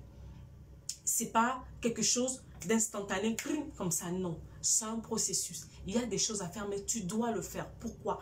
Pour te libérer, pour te sortir de la prison. Parce que l'offense, c'est une prison dans laquelle on te met. Et tu es là, et tu ressasses les choses, et tu as mal, et tu as mal. Et qu'est-ce qui se passe? Pendant le temps au fait que l'ennemi te garde au fait, que l'ennemi te garde en prison, dans l'offense, mais au fait, ta vie est stagne, en fait. Parce qu'une personne qui est blessée, dans la blessure, quand on parle de la blessure intérieure, il y a l'image de toi-même qui est affectée. Tout à l'heure, je vous ai parlé au fait de l'identité. Dans l'identité, le Seigneur vient toucher aussi ton estime de soi. Parce que quand l'image, quand au fait, les pensées que tu as envers toi-même changent, ben, la manière dont tu te vois change en fait. C'est comme ça en fait, vous allez entendre une personne qui disait tout le temps je suis bête, je suis moche, je suis vilaine. Cette personne va commencer à se regarder, va se dire waouh, je suis quand même jolie. Hein. C'est pas au fait de l'égoïsme, de l'égocentrisme. Non, on appelle ça de l'estime de soi. L'estime de soi, c'est d'être capable au fait de se regarder et apprendre à dire des bonnes choses au fait. Penser des bonnes choses sur toi. Parce que, on va se le dire, il y a beaucoup de personnes qui ont des mauvaises pensées vis-à-vis d'eux-mêmes. En fait, comment tu veux que ta vie aille bien si tu passes ton temps à penser des mauvaises choses sur ta personne? Toi, de toute façon, tu es persuadé que tu vas échouer dans la vie. Mais c'est normal, tu vas échouer. Aujourd'hui, j'étais en train de faire un post sur ma page et j'ai vu une jeune fille, au fait, qui est venue me parler, qui m'a dit, oh, de toute façon, je sais que je suis une poisseuse. Une poisseuse, c'est quoi? C'est une fille qui n'a pas de chance, à qui toujours les mauvaises choses arrivent. Elle confesse ça de sa bouche. Quand on parle de renouvellement de l'intelligence, tu apprends à parler des bonnes choses sur ta vie, en fait. Tu apprends à confesser la parole de Dieu sur toi. Cette parole, au fait, qui a la vie en elle, au fait de pouvoir ramener à la vie tout ce qui était mort en toi. Parce que quand on t'a blessé, peu importe ce que tu as vécu dans le passé, ça a laissé la mort à l'intérieur de toi. Il y a des personnes qui ont reçu des paroles lourdes. Il y a vécu qui ont vécu des choses compliquées. Donc, c'est vous les voyez dans la rue, ils ont l'air d'être debout. La personne a l'air bien, vous la voyez, elle est maquillée, elle est jolie, machin. Non. L'année dernière, en fait, un jour, j'ai reçu un message dans mon inbox.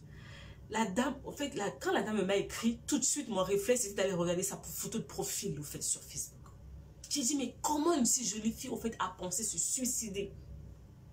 Elle était au bout de sa vie, en fait. Elle se disait, c'était la goutte de trop. Ce soir, j'en finis, en fait, avec ma vie. Elle s'était mis ça dans la tête. Et en passant par hasard sur ma page, elle est tombée sur une parole.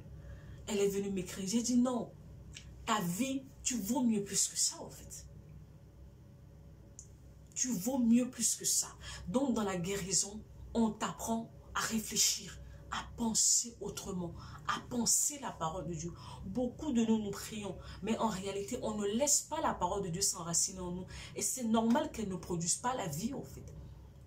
Dans le processus de guérison, Dieu vient replacer sa parole au centre de ta vie parce qu'elle doit prendre vie en fait. Parce que et pour que la vie revienne, il faut que la parole elle-même qui est la vie revienne. Parce que c'est elle qui vient produire la vie en toi. Donc tu ne peux pas me parler de la guérison hors de la parole. Non. C'est vrai que bon, les humains au fait... les humains ont développé des techniques, hein? Les êtres humains ont développé des techniques pour se sentir mieux. Mais c'est limité au fait. C'est limité, c'est Dieu qui t'a créé. La personne qui te maîtrise le mieux dans ce monde, c'est Dieu. C'est Dieu qui a créé ton cœur. Donc, qui d'autre mieux que la personne qui a créé ce cœur peut la réparer au fait en cas de dommage. Mais, il ne suffit pas juste de prier. Il y a un travail à fournir. Ce travail va te demander... il faut de la volonté au fait. Beaucoup de volonté. Beaucoup de volonté de travail. Tu vas peut-être devoir écouter beaucoup d'enseignements. Prends le temps de prier. Prends le temps de lire la parole de Dieu. Prends le temps de confesser la parole de Dieu. Et quand la parole de Dieu va te dire, il va falloir que tu pardonne à telle personne, tu vas devoir le faire. Quand la parole te dit, il va falloir faire un certain nombre de choses, tu vas devoir le faire. Ce n'est pas juste en priant une prière instantanée qui fait changer les choses. Il y a certains d'entre vous, je dis souvent, au fait que il y a la guérison et puis après, il y a la reconstruction. La guérison, c'est quand tes pensées et tes émotions changent. À quel moment, au fait, je suis en train d'aller tout doucement vers la fin de mon message, à quel moment tu sais au fait que les choses commencent à changer à l'intérieur de toi? Quand ta manière de penser vis-à-vis de ton passé et tes émotions liées à ces événements, quand on parle d'un certain nombre d'événements ou de personnes dans ta vie et que tu ne sursautes plus et que tu ne vas plus dans tous les sens, là tu sais que non, les choses commencent à bouger. C'est ça la guérison. Mais au-delà de la guérison, maintenant il va falloir que tu te reconstruises. Parce qu'il y a beaucoup de choses qui ont été altérées au fait quand tu étais blessé. Il va falloir que tu te reconstruises. Et c'est dans la reconstruction que l'identité, que l'estime de soi rentre maintenant. Parce que pour pouvoir faire les choses que Dieu te dit de faire maintenant, parce que beaucoup d'entre vous, au fait, vous savez quoi? Pendant des années, j'avais reçu beaucoup de prophéties. Ah, j'en avais reçu. Dieu sait le nombre de prophéties que j'ai reçues dans ma vie. À un moment donné, j'avais cru au fait que elles ne s'accompliront jamais. Que peut-être qu'on m'avait menti, que voilà. Mais j'ai compris au fait que le problème, c'était moi. Parce que les choses au fait que Dieu me disait, j'étais une personne, de par mon histoire, j'avais connu beaucoup de rejet. Donc, j'étais une personne qui avait tendance à me cacher derrière les autres. Je n'aimais pas qu'on me voie au fait. Je me cachais derrière les autres. Et Dieu me disait, tu dois être devant pour parler aux autres. Vous voyez comment, au fait, les blessures intérieures même peuvent toucher votre marche avec le Seigneur. Dieu te dit un certain nombre de choses. On prend un exemple simple. Tu es une femme. Dieu te dit, toi, je te vois dans les affaires, je te vois dans les business. Tu dois aller faire du business. Donc, il va falloir que tu parles. Il va falloir que tu négocies. Il va falloir que tu t'affirmes. Mais ces choses, tu ne peux pas le faire parce que tu es blessé. Parce que tu as une mauvaise image de toi. Parce que tu as une connais pas, parce que tu ne sais pas comment Dieu te voit, tu ne pourras jamais au fait aller faire ces choses. Est-ce que si ces choses ne s'accomplissent pas dans ta vie, est-ce que c'est Dieu qui ment? Non. Il y a des failles qui sont en toi qui font que la promesse qui t'a été faite, au fait, ne peuvent pas être réalisée. Souvent, au fait, nous accusons beaucoup Dieu. Nous accusons Dieu, nous accusons les hommes de Dieu, mais au fait, on ne regarde pas au fait à notre responsabilité. Il a fallu que je fasse un grand travail sur moi pour devenir, au fait, cette femme que vous voyez aujourd'hui, qui est devant vous, qui est en train de vous parler. C'était pas gagné parce qu'avant, j'étais incapable de placer 2 mots de suite. Et qu'est-ce que ça faisait? Ça jouait, au fait, sur ma destinée. Ça jouait sur les paroles que Dieu avait déclarées sur ma vie. Dieu lui l'avait parlé. C'était déjà scellé au ciel. Mais pour que ces choses arrivent à manifestation dans ma vie, il a fallu que je passe par le processus de restauration. Dans la restauration, mon cœur est restauré, mes pensées sont restaurées, mes émotions sont en place. Et maintenant, Dieu te dit, regarde-toi comme je te vois, je remets ton identité, ton identité, ton identité. Qui es-tu? Qui es-tu? Souvent, quand on parle d'identité, je vois beaucoup de personnes... ils font beaucoup de slogans, je suis la princesse de l'Éternel, je suis la tête et non la queue, tout ça, ok. Mais tu le dis seulement dans la bouche ou c'est ce que tu crois réellement en fait? Je l'ai dit à un moment donné de la vidéo, ce n'est pas ce que tu dis de la bouche qui compte. C'est ce que tu crois en toi. Parce que ta vie, au fait, commence de l'intérieur. Les choses commencent de l'intérieur pour aller vers l'extérieur. Ce que tu crois à l'intérieur va déterminer ce qui va se produire à l'intérieur. Parce que si tu nous dis dehors que non, tu es ceci, tu es cela, et qu'à l'intérieur, tu ne crois pas, tu sais ce qui va se passer? Mais tu es paralysé, au fait, et tu ne bougeras pas. Et ce qui fait que les promesses, au fait, qui t'ont été faites, les promesses, ça reste là, ça dort. Après, tu vas accuser tout le monde. Tu accuseras tout le monde. Oh, ceci est mauvais. Oh, ceci est mauvais. Oh, ce n'est pas vrai. Oh, Dieu m'a menti. Non, en fait, il n'a pas menti. Pose-toi la question. En fait, ok, Seigneur, tu as dit ça, mais quelle est ma partie, au fait? Souvent, c'est ce que nous, les enfants de Dieu, nous oublions. Nous croyons que Dieu fera tout pour nous. Non. Tu as ta part à faire. Même dans le processus de guérison de tes blessures intérieures, tu as ta part. Ton rôle que tu dois jouer. Ouais. Et vu que nous sommes en train de parler au fait de ta relation avec le Seigneur, qu'est-ce qui se passe au fait dans les blessures intérieures? Et c'est assez subtil, hein? Beaucoup n'en parlent pas. Est-ce que tu sais que la manière, le genre de relation en fait que tu as avec les hommes, est-ce que tu sais que ça affecte l'image que tu as de Dieu? Est-ce que tu sais ça? Quand on prend un exemple simple, on prend l'exemple d'une personne au fait qui a eu des relations difficiles avec leurs parents, cette personne au fait, quand elle va commencer à prier, la personne va voir Dieu au fait comme un père fouettard. C'est-à-dire un Dieu méchant, dur, qui est prêt au fait à te taper dessus, qui est prêt à te punir, à faire des choses, voilà, dès que tu fais un écart. La relation que tu as avec les hommes, par moments, fausse l'image que tu as de Dieu. Il y a des gens, j'ai plein de gens qui sont dans l'église qui ne croient pas au fait que Dieu les aime. Ils le disent dans la bouche, mais au fond d'eux, ils ne le croient pas. Pourquoi? Surtout pour les gens au fait, qui ont vécu au fait la blessure du rejet, dont j'avais parlé au début au fait de la vidéo. Quand tu as subi le rejet dans ta vie, tu as toujours été habitué à être rejeté. Et quand, imagine-toi au fait que tu deviens enfant de Dieu, et puis maintenant Dieu te dit, je t'aime. Ça ne marche pas au fait. Dans ta tête, au fait, tu le sais, ton cerveau le sait, mais ton cœur refuse de l'accepter. Vous allez voir une personne, dès qu'on va lui parler de l'amour de Dieu, la personne sursaute. La personne ne croit pas. La personne ne croit pas que Dieu peut l'aimer et surtout inconditionnellement. Rien fait d'extraordinaire, de quoi que ce soit. Dieu l'aime pour ce qu'il est. La personne ne comprend pas, ne l'accepte pas. Ça, voilà au fait comment les blessures intérieures affectent même ta marche chrétienne, dans ta marche avec le Seigneur. Il y a des choses qui sont faussées parce que quoi? Ta relation au fait avec les humains ont été faussées. C'est pour ça que tu dois être guéri. Parce que même dans la guérison, tu apprends au fait à connaître Dieu. Oui, tu apprends à connaître Dieu au fait en tant que Père. Parce que Dieu, moi Dieu souvent je l'appelle pas Dieu, je l'appelle Papa. Parce que j'ai appris à connaître Dieu dans sa dimension de Père. Parce que c'était l'élément qui me manquait le plus dans ma vie en fait. Alors j'ai appris à connaître Dieu dans sa dimension de Père. Et c'est ça qui est venu combler le vide au fait que j'avais en moi pour que je devienne cette femme équilibrée que je suis aujourd'hui. Voilà. Quand tu es blessé, tu n'arrives pas à accepter ton identité en Christ. Les choses que Dieu dit sur toi, tu n'arrives pas à l'accepter parce que tu ne te crois pas digne. Tu ne te crois pas digne au fait de pouvoir avoir cela. Donc, tu as du mal. Tu as du mal avec tes pensées. Dieu te dit, tu es victorieux. Toi, dans ta tête, tu te vois toujours vaincu.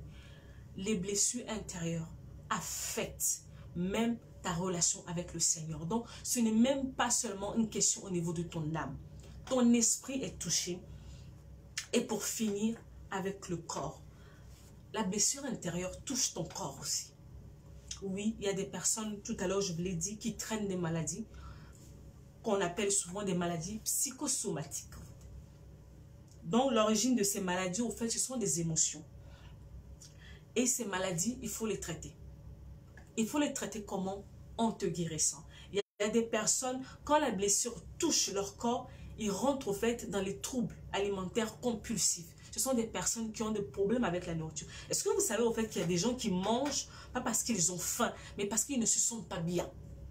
Et ça existe. Souvent, vous allez croire que non, c'est un démon. Non, la personne est malade. La personne mange au fait, c'est juste la personne a besoin de combler au fait un manque. La personne n'a pas faim. Et c'est comme ça que la personne va se retrouver dans l'obésité, ou soit dans la boulimie, ou dans l'anorexie. Ce sont des choses qui existent. On est enfant de Dieu, mais on est humain aussi. Donc, mon travail est de te rendre équilibré, en fait. Sur tous les domaines de ta vie, tu dois être équilibré. La blessure intérieure restaurée, ça va au fait t'aider dans tes relations au travail. Tu vas devenir une personne plus agréable, au fait. Tu vas pouvoir manifester Christ, au fait, au quotidien. Les gens, quand les gens ils te verront, ils ne verront pas une personne aigrie, une personne jalouse, une personne remplie d'amertume, une personne remplie de mauvaises choses. Non, on va te voir une personne apaisée. On va voir Christ au travers de toi. Tu vas devenir, au fait, un élément, au fait, un instrument que le Seigneur va utiliser. Tu n'auras même pas besoin, au fait, de réciter beaucoup de versets bibliques. Rien que ta vie, ta présence dans le lieu, au fait, parlera à ta place. Mais est-ce que tu es prêt, au fait, à payer le prix pour guérir? C'est le plus important. Si tu ne sais pas que tu étais blessé, maintenant tu le sais. Je te donne les éléments. Si tu sais que tu es blessé, quelle décision que tu prends maintenant? Parce que oui, on peut beau parler, mais à un moment donné, quand tu ne prends pas de décision, en fait, on reste toujours dans la même chose. Il faut que tu saches que quand on parle de blessures intérieures, de guérison, il ne suffit pas juste d'une prière et que tout s'arrête. Non. C'est tout un processus. Tu as passé des années pour être brisé. Il faut du temps pour te remettre debout, sachant que non, il y a beaucoup de choses à voir, en fait, dans la guérison. Voilà, en fait, ce que j'avais vraiment à partager avec toi ce soir. Comme j'ai dit, moi je suis une conseillère en relation d'aide. Mon travail à moi spécifiquement, c'est d'accompagner. C'est pas toutes les personnes en fait qui ont cette force pour avancer dans le travail de guérison tout seul. Et c'est là où moi j'interviens en fait, je t'accompagne. Je te prends pas la main. Je fais des accompagnements individuels ou je fais des formations. Mais là pour l'instant, bon, les formations c'est un peu au repos. On va reprendre en septembre. Sinon je fais les accompagnements qui sont là et voilà, donc vraiment, si tu te dis que non, tu es fatigué de l'état de ta vie, alors tu es au bon endroit. Je suis sur les réseaux sociaux, je pense que bon, on avait mis mes liens de toutes mes pages qui sont là. N'hésitez pas à m'écrire et puis on va voir au fait ce qu'on pourra faire ensemble. Ne joue pas au fait avec les blessures intérieures. Elles ont la capacité au fait de pourrir ton présent et saboter au fait ton avenir. Après, tu diras que non, c'est le diable. Non, c'est pas le diable, c'est toi-même en fait. Est-ce que vous avez des questions? J'ai fini de parler. Si vous avez des questions, je vais prendre une ou deux questions et je vais vous laisser. Je vais regarder l'écran.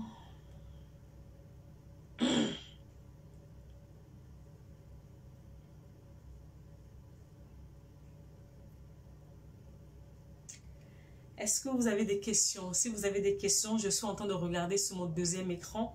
Je vais prendre, là ça fait 1h22. Les administrateurs de la page m'ont donné 1h30. Donc il nous reste exactement, allez, 8 à 10 minutes maximum pour qu'on puisse libérer la page. Si vous avez des questions, n'hésitez pas et on va y aller.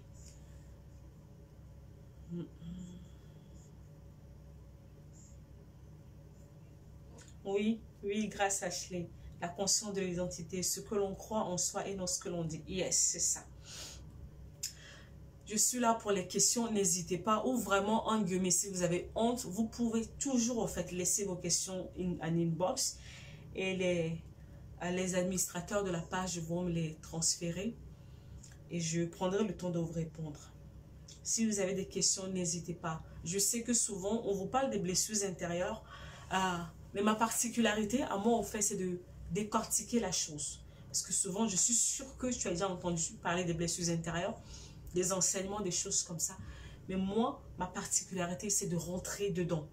Un à un, de prendre les choses un à un, en fait, de pouvoir te les expliquer. Et tu vas voir que ça résonne mieux dans ta tête.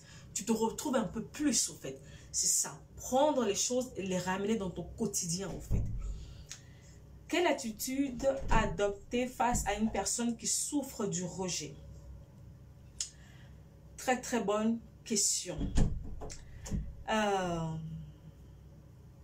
C'est compliqué au fait. Il faut, de toute façon, c'est pas seulement dans le cadre d'une personne qui souffre du rejet. Quelle attitude adopter vis-à-vis d'une personne qui est malade émotionnellement? Ce sont des personnes qui ont besoin de beaucoup d'amour en fait. L'amour vraiment inconditionnel. C'est ça en fait. L'amour inconditionnel, c'est ça qui va aider ces personnes à pouvoir guérir. Ne les rejetez pas parce que c'est leur crainte en fait. Aimez-les tels qu'ils sont et attendez, priez pour eux. Priez pour eux jusqu'à ce que le déclic se fasse. Mais c'est vraiment l'amour inconditionnel qui peut changer une personne, rien d'autre. Comment as-tu pu revenir à la bonne vision de Dieu en tant que père? C'est un travail au fait. C'est vraiment un travail qui s'est fait pendant le processus de guérison. Il a fallu que je... beaucoup de lectures. Excusez-moi, j'ai ma fille qui est passée me voir.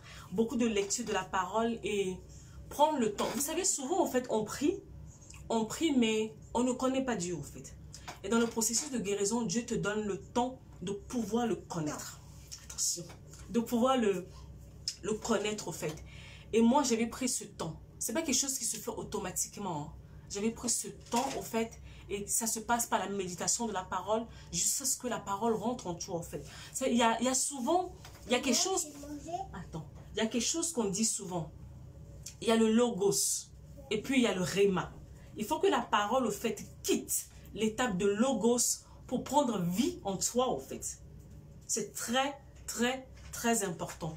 La parole doit quitter. Parce que quand Dieu te dit, même si ton père et ta mère te rejettent, moi je ne t'abandonnerai jamais. Il faut que cette parole quitte l'étape de logos et qu'elle prenne vie. Donc, c'est-à-dire que ça devient un rhéma, au fait, dans ta vie. Donc, quand ça arrive au niveau du rhéma, au fait, et que ça prend vie, c'est fini. C'est ça, au fait. Il faut vraiment, vraiment de l'amour. Attends, j'arrive, chérie. J'arrive, on met le travail. De l'amour inconditionnel. Et la deuxième partie, comment j'ai fait pour cet amour-là, c'est que je suis rentrée dans la parole. Et j'ai pris le temps que ça a pris. Ça a pris le temps que ça a pris jusqu'à ce que ça prenne vie, au fait, en moi. Merci, Aminata. Prends le temps, oui, c'est ça. Prends le temps de connaître Dieu intentionnellement. En fait, tu restes là. C'est pour ça que je vous disais au fait que le processus prend du temps. Je suis restée dans cette étape dans ma vie pendant, vous imaginez, pendant 5 à 6 ans. Je suis restée là, au fait. Le Seigneur m'a dit, tu restes là parce que tu es tellement brisé que j'ai besoin de prendre du temps, au fait, pour te remettre debout. J'ai besoin de te remettre debout, il faut du temps. Et je suis restée là. Souvent, nous sommes dans une société où nous sommes pressés. Nous sommes pressés. Je veux du instantané. Tout de suite, tout de suite, tout de suite. Alors que Dieu, il n'est pas pressé. Dieu, il est plus préoccupé par ce que tu deviens. Il n'est pas préoccupé, au fait, par le temps que tu mets. Non. Il voit dans la durée, au fait. Et surtout là, il voit là où il te ramène. Il sait que non, tu dois prendre le temps pour faire asseoir un certain nombre de choses en toi. Donc, tant qu'il ne vous dit pas bouge, vous restez là, en fait, jusqu'à la fin. Jusqu'à la fin du processus. Donc, voilà. Est-ce qu'il y a encore d'autres questions? Je vais regarder encore. L'écran, ça... Merci, Diane.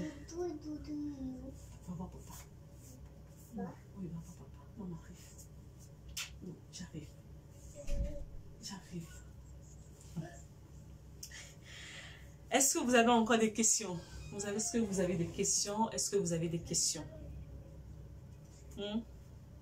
Si vous avez d'autres questions, c'est pas là, on est à... on est dans le timing, c'est bon. Avez-vous des livres? Oui, oui, c'est vrai, j'ai oublié. J'ai 2 livres. La 3e qui est en cours. Non, le 3e qui est en cours, excusez-moi. J'ai 2 livres. Le premier livre, en fait, mes livres sont sur Amazon. Donc, c'est vraiment pour les personnes qui sont en Occident ou aux États-Unis, des trucs comme ça, c'est plus facile. Pour l'instant, en Afrique, au fait, bon, j'avais un stock qui était sur le Togo, à Lomé, mais les stocks sont finis. Donc, il faut que je ramène de stock. Pour l'instant, les frontières sont fermées, donc on attend encore un peu plus. Donc voilà, j'ai 2 livres, ils sont sur Amazon. J'ai d'abord Rescapé, c'est mon histoire, en fait. Là, ce soir, en fait, je t'ai parlé vraiment petite goutte de mon histoire. Donc, si tu veux savoir vraiment c'est qui cette femme qui est venue nous parler ce soir, le livre, en fait, est sur Amazon. Le livre est sur Amazon, il s'appelle Rescapé. Au-delà de Rescapé, j'ai fait un 2e livre qui parle, au fait, de... la guérison des blessures intérieures avant le mariage. Bon, j'ai mis seulement avant le mariage, mais c'est pour tout type de personnes. C'est vraiment un manuel de travail. Si tu te dis, bon, au-delà de ce live que je viens de faire ce soir, si tu te dis que non, tu veux rentrer dans le processus de guérison et que tu penses que tu es capable de pouvoir y aller tout seul. J'ai ce livre, en fait, qui est là, qui est sur Amazon, qui peut... Tu as juste à taper Noélie Panda sur Amazon et les 2 livres te sortent. Là, par la grâce de Dieu, nous sommes en train de travailler sur le 3e ouvrage, en fait, qui vont arriver. Et puis, voilà. Oh. Les conséquences de l'abandon. Ok, les conséquences de l'abandon. L'une des premières choses de l'abandon, en fait, c'est là où on trouve la dépendance affective. Il y a la dépendance affective, il y a ces personnes qui sont assez possessives, qui aiment contrôler, au fait. Et quand on parle de la dépendance, au fait, on parle de genre de personnes qui n'arrivent pas à rester seules, qui ont toujours besoin de rentrer en relation, qui ont besoin de l'approbation des autres. Ce sont les personnes qui sont tout le temps dans les relations amoureuses ou qui sont tout le temps dans les amitiés. Peu importe tout ce qu'elle veut faire, elle ne va pas prendre le temps, au fait, de savoir si cette chose est bien pour elle. Elle va toujours demander l'avis des autres. Donc, c'est-à-dire que son avis à elle-même ne compte pas, en fait. Sa vie, ce sont les autres. Ce que les autres lui disent, elle peut prendre une décision. Et quand les autres vont lui dire non, c'est pas ça, elle va arrêter, en fait. C'est souvent le genre de personnes qui vivent au travers du regard des autres, qui ont besoin de l'approbation, qui ont besoin, en fait, des autres pour exister. Et c'est très dangereux. Parce que ce genre de personnes, souvent, ce sont eux qui sont les proies des manipulateurs, des pervers narcissiques, en fait. C'est à ce niveau-là qu'on trouve les proies, les victimes des manipulateurs et des pervers narcissiques. Parce que la personne ne se connaît pas. La personne a tellement besoin des autres pour exister que dès qu'une personne va le manifester un peu de ce qu'elle recherche, pouf, elle va s'engouffrer dans la relation. Peu importe le type de relation, elle va s'engouffrer là-dedans et après, elle va se rendre compte que non, en fait, elle a été utilisée et après, en fait, elle ne va pas se remettre en question, elle va crier au scandale. C'est ce que la plupart du temps, je rencontre avec les femmes. Les femmes, elles se mettent dans des relations compliquées. Après, quand elles sont déçues, elles ne se disent pas, mais comment je me suis retrouvée dans cette relation? Elles ne se disent pas ça. Elles se disent, les autres sont mauvais. Mais comment tu t'es retrouvé avec ce genre de personnes? Souvent, elles ne se posent pas cette question, en fait. Et moi, mon travail, c'est de te faire poser cette question pour te dire que il y a quelque chose qui ne va pas d'abord avec toi-même. Vous savez, souvent, l'humain a tendance, au fait, à se tourner vers les autres et très peu vers lui-même. Alors que le changement vient de toi. Donc, c'est-à-dire qu'il va falloir que tu te remettes en question. Ce que nous n'aimons pas faire, malheureusement. Merci beaucoup, Aminata. Merci beaucoup. J'ai une question. Comment faire pour accepter l'amour inconditionnel de Dieu malgré mes blessures? Il faut d'abord guérir. Comme je l'ai dit par rapport à... Il y avait une personne qui m'avait posé la question par rapport à comment j'ai pu prendre au fait conscience de cette dimension de Dieu, de Père. Il faut que tu le sais. Tu le sais au fait. Tu sais que Dieu t'aime. Mais c'est dans ta tête. Ce n'est pas encore arrivé. Parce qu'il y a des choses dans ton cœur qui ne lui laissent pas, au fait, vraiment le temps de poser. Il va falloir que tu fasses le ménage à l'intérieur de ton cœur. Et quand tu vas faire le ménage, après le ménage, ça ne s'arrête pas au ménage dans ton cœur. Il va falloir maintenant que tu te reprogrammes. Ça, c'est encore un autre travail. C'est ce que j'appelle, au fait, dans mon jargon, comment ça s'appelle? La reprogrammation du subconscient. Tu dois te reprogrammer de l'intérieur. Donc, c'est-à-dire que il va falloir que tu apprennes à confesser la parole. Vous savez, vos oreilles, c'est la porte de votre âme. Ce que vous entendez, ce que tu as entendu avant, t'a fait croire le contraire, que les hommes ne peuvent pas t'aimer. Maintenant, il va falloir que tu enregistres de données à l'intérieur de toi. Tous les jours, pour ce genre de personnes, je leur fais faire un exercice aussi simple. Tous les jours, ils vont écrire un certain nombre de paroles sur un papier. Et ils vont se le raconter, ils vont se le dire tous les jours. Donc, c'est-à-dire que tu vas écrire des paroles tous les jours et tu vas le confesser à haute voix. Donc, quand tu le confesses à haute voix, tes oreilles l'entendent. Je ne sais pas pour vous, si ça vous est déjà arrivé, au début, il y a une chanson qui passe, vous ne l'aimez pas forcément, au fait. Je ne sais pas pour vous, mais moi, ça m'arrive souvent. Au début, la chanson, elle ne te plaît pas. Mais à force de l'écouter, elle finit, au fait, par rentrer en toi. Et qu'est-ce qui se passe? Un jour, tu te retrouves à fredonner ces chansons sans te rendre compte. Qu'est-ce qui s'est passé? Ton subconscient, à force de laisser tes oreilles, qui sont la porte de ton âme, en fait, à ces chansons, ton subconscient, qui est le disque dur interne de ta vie, le subconscient se trouve au niveau de tes pensées. le subconscient l'enregistre et à un moment donné, il va l'accepter pour vérité. Parce que pour l'instant, tout ce que ton subconscient sait, c'est le rejet. Il va falloir que tu le fournisses au fait d'autres données. Ton subconscient, c'est le disque dur à l'intérieur de toi. Elle rassemble toutes les données de ta vie, depuis ta naissance jusqu'à maintenant. Et pour l'instant, il n'a que les données de rejet. Donc, quand tu lui dis que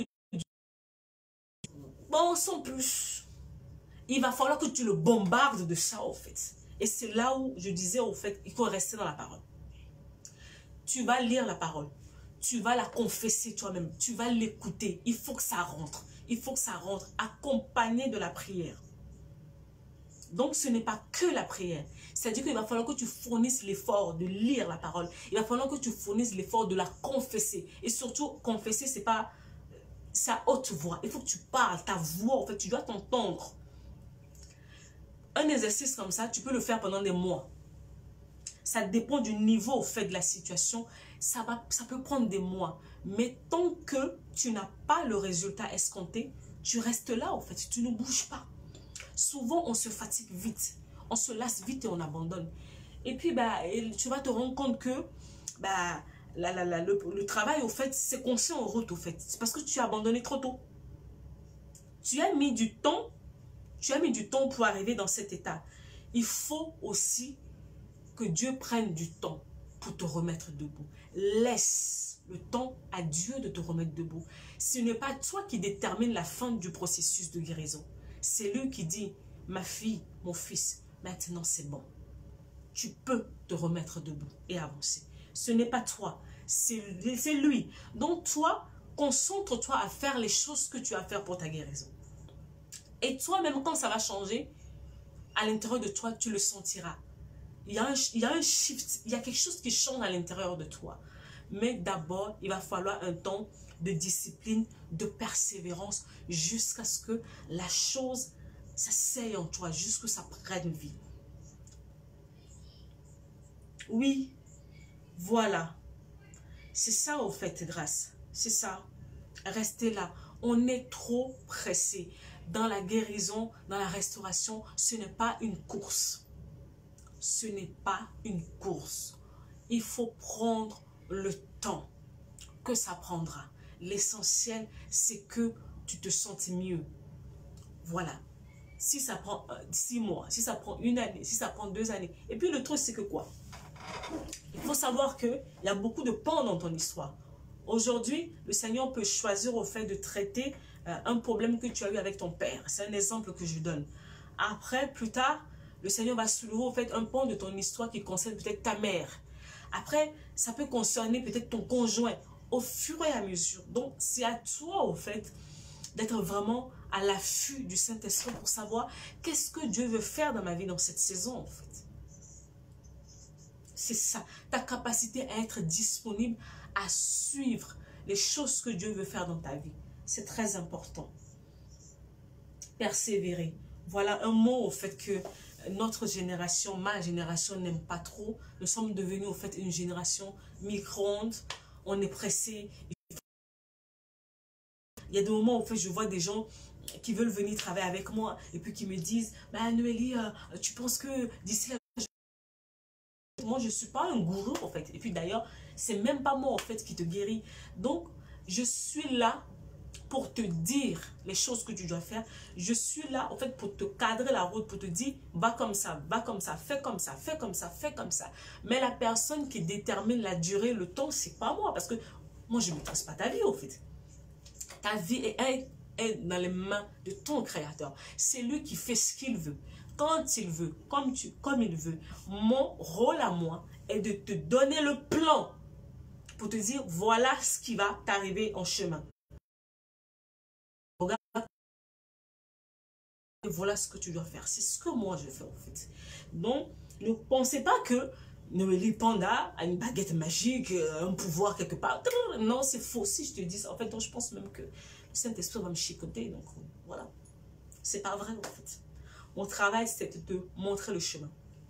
Je suis comme un entraîneur. Je suis à côté de toi. Je te dis, fais ça, fais ci, fais ça, fais ça. Je t'explique. Quand il y a telle chose qui vient, bon, c'est comme ça que tu dois régler ça. C'est comme ça que tu dois régler ça. Et mon travail est de te faire gagner du temps. Rien de plus. C'est ça. Oui, oui. C'est ça. Est-ce que on a d'autres questions? Prenez le temps, laissez-vous restaurer. Vous avez reçu beaucoup de choses, je vous assure. Pour arriver là où Dieu veut nous voir, impossible d'y arriver malade, en fait. C'est impossible parce que tu vas aller faire des dégâts. Vous savez, la plupart des dictateurs qu'on voit dans ce monde, ce sont des personnes, au fait, qui étaient blessées, au fait. Et quand ils arrivent, au fait, en position élevée, ils font des dégâts. Pourquoi tu crois que Dieu n'arrive pas encore à te donner ces choses que tu lui demandes? Parce qu'il sait que tu es malade. S'il te donne, tu vas faire des dégâts. Donc, pour te préserver, il ne te les donne pas. Et tu vas dire que non, ça tarde. Non, en fait, ça ne tarde pas. C'est toi qui ne fais pas ce qu'il faut. Dieu, il attend que tu te décides, au fait, à guérir. Parce que la parole de Dieu dit quoi? Tant que l'héritier reste enfant, on ne va rien lui donner. Il faut que l'héritier grandisse. Tu dois grandir, tu dois devenir mature, tu dois devenir solide, tu dois devenir conséquent, tu dois devenir, voilà, fort. C'est là où tu peux hériter de certaines choses, en fait. Sinon, comment toi, au fait, aujourd'hui, dès qu'on te dit une petite parole de travers, tu t'écroules en 1000 morceaux, tu veux qu'on te confie les choses. Non! C'est pas possible, ça marche pas comme ça, en fait. Ça marche pas comme ça. Est-ce que vous avez encore des questions?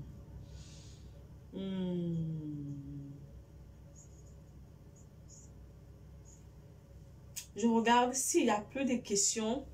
Bah, je vais, parce que là, je crois qu'on a dépassé. On a dépassé le temps qui nous a été donné. Donc, il va falloir qu'on s'arrête. Ah oui, on a dépassé quand même, hein, de 10 minutes. Bon, vraiment, j'ai été ravie d'être avec vous ce soir. J'espère au fait que vous avez appris des nouvelles choses qui vont pouvoir vous aider dans la suite du temps. Que ça ne reste pas au fait un enseignement de plus. Faites-en quelque chose au fait. Je prie vraiment que à partir d'aujourd'hui, que dans un mois, dans 3 mois, dans 6 mois, dans une année, que je reçois un message pour me dire: Noélie, j'étais là dans ce live ce soir-là au mois de juin, j'ai écouté ta parole et regarde ce qui s'est passé dans ma vie. C'est ça, au fait, le but. C'est pas que vous écoutez et que vous restez là. Le but, c'est de vous pousser à réagir pour que les choses changent dans votre vie, au fait. C'est ça le plus important. Prenez soin de vous et guérissez. Alors, vous en avez besoin. Votre destinée en a besoin. Le ciel en a besoin. Les gens qui sont autour en ont besoin. Pour vous et pour nous tous. Prenez soin de vous. À une prochaine fois par la grâce de Dieu. Au revoir tout le monde.